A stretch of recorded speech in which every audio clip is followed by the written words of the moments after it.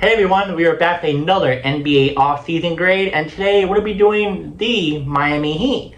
Do they do good this offseason? Do they do bad? Are they going to be a playoff team or nah? So let's get started. The first thing we'll be talking about is key moves and addition. It's a good amount right here. Acquired Norman Powell via a 3-team trade. Miami landed the most surprising move of the offseason by bringing in Norman Powell, a scoring dynamic who averaged 21.8 points per game last season. They traded away Kevin Love, Kyle Anderson, and a future second pick to the Jazz to make it happen.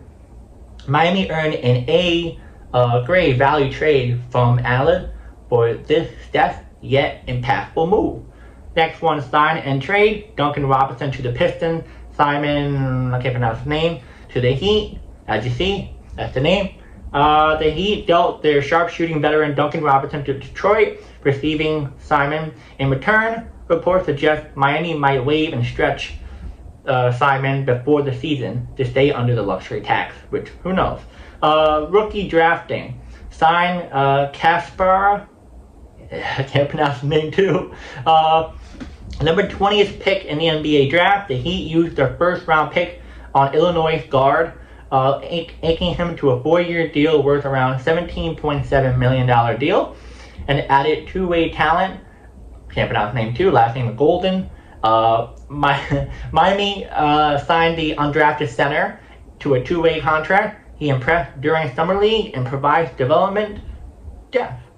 Re-signed defensive anchor Davion Mitchell. Mitchell returned on a 2-year extension, reinforcing Miami's identity for grit and defensive intensity. So let's go over this. So the Miami Heat acquired Norman Powell. I like this move. It just wasn't my first option. The Miami Heat are my third favorite team. First the Knicks, then the Bulls, then the Heat. And I'm just very disappointed in my Miami Heat because you wanted to get Kevin Durant. You wanted to get maybe Giannis. You had the chance to get KD. You have a really good talent. But you ended up giving the Suns a weak trade. Jacquees, who else? It was Jacquees, it was Joker, not Denver Joker, but Miami Heat Joker. And I think a first and second round pick, maybe like 1 or 2 each. And that's it. There's something like, this is whack. So that's why they went after Jalen Green and Dylan Brooks. They're more of an impactful player. Plus the draft picks are much more better that they got from the Houston Rockets. But the Suns wanted a better trade, and that's what they wanted. They wanted the Houston trade, not the Miami Heat trade. They had chances after chances after chances to get an all-star type of player, and they keep screwing it up. And you know who's the problem with that? Pat Riley. I'm sorry. You need to push. You have a really good player, Tyler Hero, Bam Adebayo. You have a good player. You just need KD. That's it. You don't need to add more all these other players. You just need KD, and that's it. But you couldn't do that. And then Giannis, you didn't know what was going on, which I don't blame you. We don't know. We still don't know. Other players available, maybe. But they end up being with Norman Powell, which he's a good player, but he's not a franchise guy. He's more of a third, fourth option on a team. Yet, he showed really good last year with the Clippers. I wish I kind of picked him up for agency last year in my fantasy basketball league, but I made a mistake on that. Someone else took him. But it is what it is. But adding Norman Powell, I think, is going to help a lot. The grade's good. I mean, future second round pick and 2 players who barely plays. Kevin Love is outdated, and Kyle Anderson barely plays. Not bad for Norman Powell. It barely gives us anything. Didn't give it any of the young pieces for him. Perfect. But Norman Powell could help the Miami Heat in a somewhat of a good impact, but not the impact of Kevin Durant. Now, next up, sign and trade of Duncan Robinson. Yeah, I mean, they should have traded him 2 years ago when he was really good. Like a year ago, if I'm correct. I think it was 2 years ago. when he was really, really good. They get more value out of it, but I don't know what happened to him. He was good. He was really good. That's what I don't get it. Him, and you guys remember Joe Harris, who used to play for the Brooklyn Nets. You remember like 3 or 4 years he was really good, and then he ended up just falling off the cliff? What happened? Like, some of these players are so good at the 3-point line, and then they just vanished. Now after Duncan Robinson, he just vanished the last year or two. So, Miami, he had to, a lot of money in his contract. They're trying to get rid of him to let the young guys come in and play. Now, we're not sure if Miami's going to let Simon go. Who knows? But it sounds like they're trying to avoid the luxury tax. So, we just got to wait and see. Rookie drafting. Don't know about this guy at all. We're going to skip this one. Like always, we're not going to give our detail about this player on what he's going to do for the team because we have no idea. Added two-way talent. Golden. I saw him during the summer league. Very impressive. I'm not sure what his role is going to be, but it sounds like he might be the backup center, maybe starter, depending on how they feel at the center position, but I like him. Very, very talented. I like it. Re-sign Davion Mitchell. I think Davion Mitchell used to play for the Jazz, if I'm correct on that. I might be wrong, but I like Davion Mitchell. He's very talented. A lot of great defense, is really, really good. Shooting a little bit question, but I like the fact that he has a lot of heart, and this is someone you need on a Miami Heat roster. Since you guys know Miami Heat, they're very great. They're more like old school, and he brings that energy on the team. I like that a lot. Now, departure and negotiation notes. Duncan Robinson departs, sign a trade, which we pretty much talked about. Franchise all-time 3-point leaders. Move on to Detroit in a deal that brought in Simon. And then the next one, unsettled move surrounding the guy. So pretty much, like I told you before, they might release him.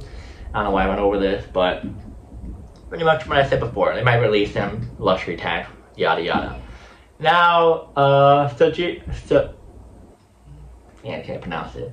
Analysts applauded Miami's smart, low-cost upgrade by acquiring Powell, especially given the team's limited financial maneuverability this summer. Beyond Powell, the rest of Miami's off-season was quiet, pretty much focusing on defensive continually and youth development rather than splashing again. Additionally, the Heat has been linked to a potential trade for Rue and Dalton Connect from the Lakers in exchange for Andrew Wiggins, though no deal has been finalized. Ignore the last one. That's just all speculation, but it would be pretty nice for Miami to get those two guys. Final take, Miami's 2025 offseason was about smart upgrades over splashy headline.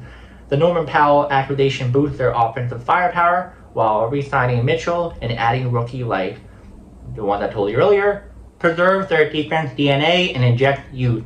With the potential future moves still on the table, the Heat aim to stay competitive and flexible heading into the new season.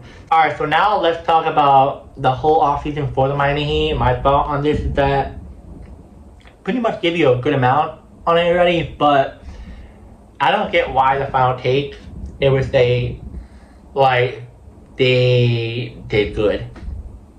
They did not. Usually when the Miami Heat do splashy signings, it helps the franchise. If you saw, back early 2010, LeBron James, Dwayne Wade, Chris Bosh, look what it did. One chip, made the playoffs every year. Then, a little while later, didn't do so well.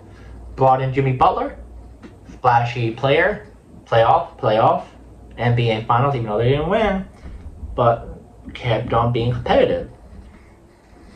I get it. Some analysts will be like, they gotta chill out now, but come on. It's not like once in a blue, yeah, you make the NBA Finals, yeah, you make the playoffs, you don't make it. No. Every time the Miami get a splashy player to come in, they tend to be competitive and tend to go really far. And I just don't get why they didn't do that again. It doesn't make any sense why they do this. Like, it just doesn't.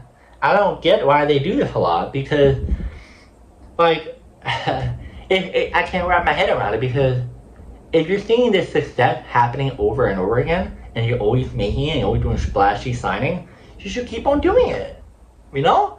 Like I get it, the Knicks, Yeah, the Bulls, you get a big time free agent come in and you end up not making it. And you keep trying to do that, it's not working. Of course, you got to restart from day one. You got to develop, step by step. But the Miami Heat, they're allowed to do this splashy stuff because it always happens. They always do well with it. But I don't know why. Norman Powell, gonna help. The youth, I like the youth. I like how they develop guys on their team. I have no problem with that. Yeah, pretty much. I'm gonna give you guys my grade on it. I'm pretty much, other than that, I'm okay with it. Just not a big fan of Norman Powell trade. Other than that, everyone else is pretty solid on the team. Now I'm gonna give you guys my grade on this offseason for the Miami Heat. Is it an A or is it an F? Just because you didn't get KD, I'm gonna say I'll give you guys a C. The reason why is that you brought in Norman Powell, so it helps you with that specific area in your roster that you need help with, and I think that's perfect. You have a lot of young pieces that are talented, and they definitely are developing much, better than everyone thought they would. And you're definitely gonna go pretty, far this year. Now, as for far, is it gonna be almost the playoffs and you miss, or deep into the playoffs, or playing in? Where is it? I think they're gonna be a playoff team. I think so. It's the Miami Heat.